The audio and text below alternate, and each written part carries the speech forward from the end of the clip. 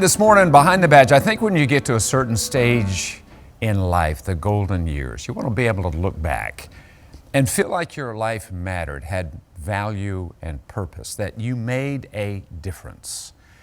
I actually saw that unfold just the other day in Carthage, Texas. In Proverbs, it says, a good person leaves an inheritance for their children's children. Say hi and I'll get out of the way. No, you are okay. I saw that yesterday afternoon in Carthage, Texas. A whole lot of hugs and kisses and handshakes and pats on the back. How you doing? I'm good. How you doing? A room full of people acknowledging greatness. The best chief there's ever been. He's taught a lot of people. No one knew it on that October morning in 1960, but history was being made in East Texas. Because a fireman untrained, he's begging to be trained. That still wet behind the ears firefighter was going to change firefighting forever. They have fire schools all over Texas. So Georgia, we could have one, so we got one together. And not just any school, but the second largest in all of Texas.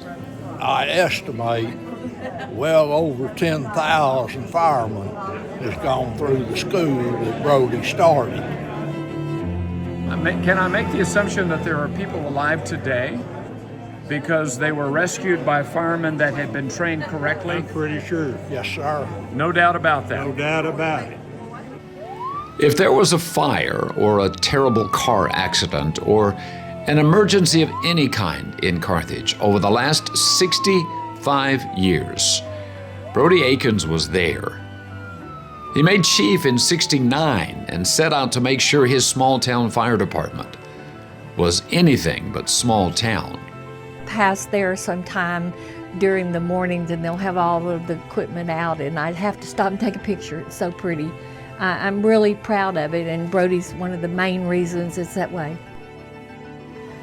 Then there is the man. And he's solid as he can be. The next door neighbor, the mentor, Brody teaches by example.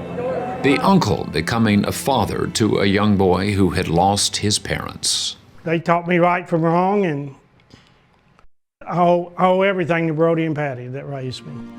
Brother Brody, Rick Rowe, nice to meet you, my friend. It's why I still love what I do, the extraordinary people I meet. I'll tell you what, brother, it's an honor. It's an honor. Like he said, an honor to share their stories. Me and my boys can do anything down here, you know.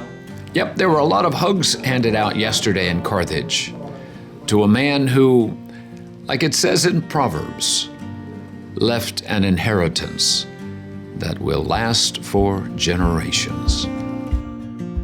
I can't fill his shoes, but I can try to walk in his footsteps.